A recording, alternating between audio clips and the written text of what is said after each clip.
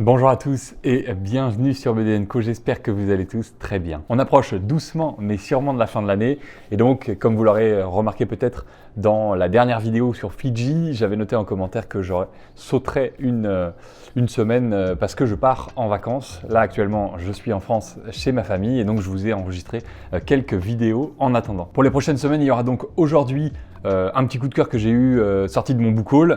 Allez, pour spoiler tout le monde, c'est Do a Powerbomb. Encore une fois, oui, encore un coup de cœur. Vous pouvez vous dire, effectivement, il y en a beaucoup dernièrement, mais oui, franchement, je lis de très bonnes BD dernièrement. Donc, je suis très heureux. Bon, il y en a beaucoup aussi d'ailleurs qui sont venus de vos conseils des abonnés. Donc, j'en suis très très heureux et je pense que je vais en refaire un dès le début d'année prochaine, peut-être sur des thèmes particuliers. Ça pourrait être assez intéressant que vous partagiez sur les thèmes. Aussi, je ferai peut-être une FAQ sur la chaîne, sur les BD, etc. À partir de 1500 abonnés. Je ne sais pas si ça peut vous intéresser. Si ça ne vous intéresse pas, je n'en ferai pas, ça ne sert à rien. Et puis bien sûr, la semaine prochaine, il y aura la vidéo sur mes meilleures lectures de l'année. Je ne ferai pas comme l'année dernière 3 vidéos avec ma troisième meilleure lecture, ma deuxième meilleure lecture et ma meilleure lecture de l'année. Tout simplement parce que c'est déjà dans le top 3, si je regarde bien, parce que je l'ai préparé déjà, c'est 3 BD que je vous ai déjà présenté, donc je ne vais pas refaire une vidéo sur la même BD, je ferai juste une grande vidéo avec toutes mes belles lectures, tout ce que je vous conseille que j'ai lu l'année dernière. C'est pas forcément des BD qui sont sortis l'année dernière, hein, encore une fois, mais c'est cette année en tout cas, mais c'est des BD que j'ai beaucoup apprécié lire en 2024. Et puis pour le début d'année prochaine, je vous prépare déjà 2 vidéos, une sur une BD que ma maman m'a conseillée parce qu'elle en avait lu des morceaux dans un journal, donc assez sortie de nulle part, mais bon, elle était super à lire et surtout magnifique. Donc je vais essayer de vous faire quelque chose un peu sympa là-dessus. Et puis une autre qui est en préparation, mais pour ça il faut que je lise les BD, je les ai achetés, j'ai préparé un petit peu ce que je voulais faire dessus. C'est tout simplement suite au top 10 de science-fiction. Je l'avais noté en commentaire et vous aviez été plusieurs à me le noter en commentaire. C'était bien sûr l'absence de 3 grands maîtres de la science-fiction, qui étaient Moebius, bien entendu, qui était aussi Druillet. Pour le coup, je ne connaissais pas. Enfin, j'en avais juste entendu parler très rapidement, mais je savais que c'était un grand maître de la science-fiction, mais je n'avais jamais entendu certaines de ses œuvres. Et puis enfin, bien sûr, pour le coup, lui, je connaissais, c'était Enki Bilal, mais j'avais jamais vraiment lu d'œuvres en entier. Donc, j'ai décidé d'acheter 3 œuvres, une de chaque. Donc, pour Enki Bilal, c'est la trilogie Nicopole que j'ai pris en intégrale. Pour Druillet, j'ai pris l'intégrale de Salembo. En fait, j'ai suivi aussi les conseils que vous me donniez, hein, bien sûr, pour choisir. Et puis pour Moebius, j'ai beaucoup hésité entre Le Monde d'Elena, dont vous m'aviez parlé, et aussi Arzark, qui était soi-disant la première BD qu'il a fait et qui a complètement transformé la manière de voir des BD, et notamment de la science-fiction, son dessin qui s'est complètement transformé vers justement cette science-fiction. Donc j'ai pris celle-là, j'ai pris une édition anniversaire et donc il y a une deuxième BD à l'intérieur. Alors je me souviens plus du nom pour le coup, je ne l'ai pas noté. Mais voilà, donc je vais vous faire une vidéo là-dessus et sur mon ressenti, mon analyse, est-ce que c'était vraiment aussi incroyable que tout ce qu'on m'en a parlé. Bref, j'ai bien hâte de les lire et de vous en parler un peu plus profondément. Donc voilà pour la suite de la chaîne. Il y aura bien sûr aussi des immanquables avec La Cave du Mills et Tada. Il y aura des nouvelles choses qui vont arriver. Il faut que je choisisse le thème, il faut que je choisisse qu'est-ce qu'on présente, etc. Puis je vais essayer aussi de contacter d'autres youtubeurs ou booktubeurs pour faire d'autres styles de vidéos, peut-être, pourquoi pas, ou même des autres immanquables avec d'autres personnes pour avoir aussi ce mélange un petit peu plus complet. Allez, comme d'habitude, si vous ne l'êtes toujours pas, n'hésitez pas à vous abonner si vous appréciez mon contenu. Bien sûr, d'activer la cloche pour avoir les notifications, partager les vidéos si vous les appréciez, liker bien entendu. Et le plus important toujours, n'hésitez pas à me mettre un commentaire. Est-ce que le programme dont je vous parle pour l'année prochaine vous parle? Est-ce qu'il y a des choses que vous aimeriez voir? Est-ce qu'il y a des idées que vous aimeriez que je mette un peu plus en place? On avait notamment parlé, pourquoi pas, de parler des bibliothèques d'abonnés, pourquoi pas de parler aussi de faire des tops par région dans le monde. Voilà, j'ai tout noté, j'ai pas oublié, c'est juste que j'ai pas encore trouvé l'occasion de le faire, mais n'hésitez pas à me le mettre en commentaire, à proposer des idées, et puis voilà, sachez que dans tous les cas, je réponds à tout le monde, Ça m'intéresse beaucoup de pouvoir échanger avec vous et ce sera toujours un plaisir. Bref, ça y est, on commence enfin la vidéo, ça fait déjà beaucoup trop de temps que je parle. C'est aujourd'hui Do a Powerbomb de Daniel Warren Johnson. C'est chez Urban Indies et c'est, il me semble, environ 150 pages, mais en fait, c'est pas écrit. Donc, tout simplement, je vous le mettrai en annotation. C'est quand même assez volumineux, hein. On est, je pense, sur quelque chose comme 150, peut-être un petit peu moins, mais bon, c'est quelque chose comme ça. Et c'est un format un peu plus court, un peu comme Fiji, hein, donc ça se prend bien en main, style un peu taille roman graphique. Pour le coup, c'est un comics, hein. On n'est pas sur de la BD, même si on est d'accord, c'est la même chose, c'est du 9e art. Et j'ai vraiment adoré cette lecture, c'est complètement différent de ce que je lis habituellement, mais ça fait un bien fou, c'est hyper rafraîchissant et j'ai vraiment adoré. Et d'ailleurs, je me suis permis de contacter Urban Indies. Alors après, est-ce qu'ils me répondront ou pas, j'en ai aucune idée, parce que j'ai adoré le style de Daniel Warren Johnson, et donc j'aurais aimé pouvoir potentiellement faire un sort de partenariat avec eux pour qu'ils m'envoient d'autres BD de ce gars-là, enfin d'autres comics, et puis que je puisse vous les présenter parce que j'ai vraiment adoré ce qu'il fait.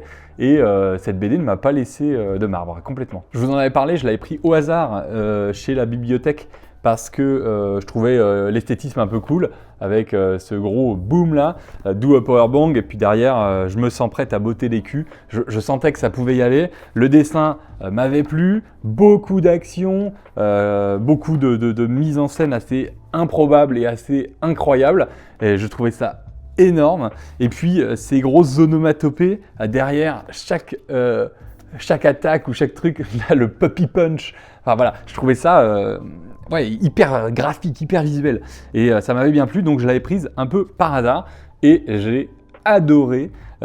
Franchement, c'était une lecture vraiment coup de cœur. Pour le coup, Do a Powerbomb, de quoi ça parle? Ça parle de catch. Alors moi, je ne regarde pas le catch plus particulièrement que ça, et pourtant, ça m'a complètement captivé, pardon. Alors pour le coup, Do a Powerbomb, l'histoire, elle est plutôt rapide, hein. La semaine dernière sur Fiji, je vous ai mis plusieurs minutes à expliquer le début de l'histoire. C'était peut-être un peu trop long. Et là, ça va être assez simple. On va suivre au tout début deux personnages, Yua Steel Rose et Cobra Sun, qui sont deux catcheurs un peu légendaires, qui vont faire le combat de l'année, hein, pour voir qui sera le meilleur des deux. Et on va suivre aussi la fille de Yua Steel Rose, qui est la petite Lona Steel Rose. Alors au début elle est petite, mais plus tard elle est plus grande, puisque c'est elle ici. Donc on va suivre ce combat. Malheureusement, on sait tous, le catch en Amérique, en tout cas, c'est scénarisé, c'est préparé, c'est des histoires écrites à l'avance, etc. Donc il n'y a pas trop de risques. Bien sûr, c'est quand même des prises très impressionnantes et qui ont des risques de blessures. Et c'est ce qui va se passer lors d'une prise. Cobra Sun va en fait perdre l'équilibre et va faire tomber Yua Steel Rose, qui va venir s'écraser sur la tête et en fait tout simplement se briser la nuque et mourir. Et donc tout ça, c'est en face de sa fille, Lona Steel Rose, qui est en train de regarder ça avec terreur, avec son oncle. Et ils se rendent compte que donc Yua est décédée ce soir-là, lors de ce combat. On va se retrouver alors 10 ans plus tard, où Lona veut devenir catcheuse, puisqu'elle vit catch malgré la mort de sa maman. C'est vraiment le truc qui lui parle énormément. Et en fait, on se rend compte qu'elle a l'air d'avoir quand même de bonnes capacités, mais que personne ne veut qu'elle fasse de catch, puisque à cause de ce qui est arrivé à sa mère. Va s'en venir un personnage complètement étrange, et c'est là où on va transférer un petit peu vers du fantastique. Cet homme, Necroton, qui est en fait un peu Satan, hein, finalement, tout simplement, qui va l'emmener dans son domaine, certainement un peu en enfer finalement, où il est devenu complètement fan de catch, et donc il va proposer à Lona Steel Rose de participer à un tournoi de catch. Et si elle gagne ce tournoi de catch, eh bien, elle pourra faire ressusciter sa mère, Yua. Et en fait, c'est un tournoi de catch à deux. Et donc, on va comprendre très rapidement, je zappe un petit peu quelques points, qu'elle va devoir le faire, enfin qu'elle va proposer de le faire à Cobra Sun, donc l'homme qui a tué sa mère. Bref, ça débarre vraiment très très très fort. Et ça va partir, ça va être comme ça tout le long, vraiment énormément d'action, énormément de sentiments aussi qui sont mis en avant, hein, parce qu'au début, cette rivalité presque, hein, entre Lona et Cobra Sun, bien sûr, il a tué sa mère, il n'a pas fait exprès, mais il a tué sa mère, et puis en fait, il y a plein de choses derrière tout ça qu'on va comprendre beaucoup plus tard et qui sont très intelligents. Sincèrement, c'est très bien fait. Au début, je pensais avoir juste des combats et de la baston, et puis au final, on va va avoir vraiment une histoire de fond bien plus intéressante entre ce Cobra Sun, ce Lona Steel Rose et puis bien sûr l'histoire de la mère qui est morte, etc. Sur fond, bien entendu, de méga tournois de catch en enfer avec Satan. Il y a plein de petites subtilités que je ne veux pas vous dévoiler pour ne pas vous spoiler, mais voilà en gros l'histoire. C'est génial. C'est super punchy, ça va à 1000 à l'heure et on ne peut pas s'arrêter. C'est le genre de lecture, voilà, on est non-stop dessus. On a des chapitres, alors des issues je crois on dit dans le comics. Je ne sais pas exactement comment ça fonctionne ça d'ailleurs. S'il y en a qui peuvent me dire en commentaire, je me suis toujours demandé, les issues, est-ce que c'est parce que normalement ça sort sous forme de magazine une issue par une issue ou est-ce que maintenant ça sort toujours, enfin pas toujours mais ça peut sortir comme ici sous format cartonné directement avec tous les chapitres, toutes les issues. Je ne sais pas, si vous pouviez me le dire, ça m'intéresse. Et en tout cas, bref, les chapitres, on ne s'y arrête pas une seconde ou alors juste pour reprendre son souffle et on retourne à fond dedans. C'est très intense et ça fonctionne à merveille avec des pages vraiment hyper violentes mais hyper bien dessinées et puis avec cette histoire de fond qui nous accroche vraiment très très bien. Donc comme vous pouvez le voir pour l'histoire, je suis vraiment, j'ai vraiment eu un coup de cœur, intéressante, punchy, à 1000 à l'heure, ça ne s'arrête pas une seconde. Voilà, ça fonctionne bien. Et puis, il y a quelques petites découvertes qu'on fait lors de la lecture qui sont super intéressantes. Ça pourrait être une histoire hyper linéaire et en fait, ça ne l'est pas du tout. Et ça marche très très bien. Donc franchement, un gros chapeau sur l'histoire. Ce qui m'a encore plus plu réellement, c'est les dessins. Je trouve que les dessins sont exceptionnels, de dynamisme notamment. Et surtout, j'en parlais tout à l'heure, avec des onomatopées à chaque fois derrière pour mettre en avant d'une part la violence des coups, mais aussi qui vont aussi décrire certaines actions. Par exemple, ici, le coup de poing avec l'énorme onomatopée derrière dodge, qui veut dire esquive en anglais, et donc on voit qu'elle esquive. L'énorme explosion avec la suplex arrière. Là, le vroom, ici, on voit qu'il se tape dans la main. Bon, voilà, hop, on voit un gros tag qui apparaît. Donc, comme le tag team, quand on touche, on fait passer à l'équipe. Enfin, voilà, c'est super bien fait. J'ai adoré ce côté-là. Et puis, toutes ces prises de catch, hein, qu'est-ce que c'est intelligemment fait, qu'est-ce que c'est malin. La violence est très très forte, mais surtout l'action, je trouve que c'est très très joli. Avec un découpage qui est aussi super dynamique et des grandes pages comme ça, enfin des grandes images comme celle-ci. On en a un petit peu partout avec beaucoup d'action. Hein. On voit vraiment cette grosse action, cette prise d'élan. En fait, tous les mouvements sont vraiment complètement exacerbés par cette mise en image. Voilà, encore une fois, là, un énorme smash de néon dans le dos, voilà, avec cet découpage complètement anormal. Hein. On n'est plus sur des lignes droites. On va vraiment chercher l'explosion, on va vraiment chercher le dynamisme, l'ouverture. C'est très beau. Les couleurs sont aussi hyper punchy et du coup, ça ajoute encore plus de punch à tous ces combats qui sont déjà très très puissants. On a de la douleur pour les personnages à chaque fois qu'ils se font éclater. On ressent vraiment cette violence, hein. Bon, avec là l'espèce d'énorme attaque où il éclate par terre. De même, un petit peu plus tard, on va avoir cette attaque plongeante ici. On voit vraiment le dommage, le boom qui accentue toute cette douleur, toute cette violence. C'est vraiment très bien fait. J'ai vraiment adoré ça.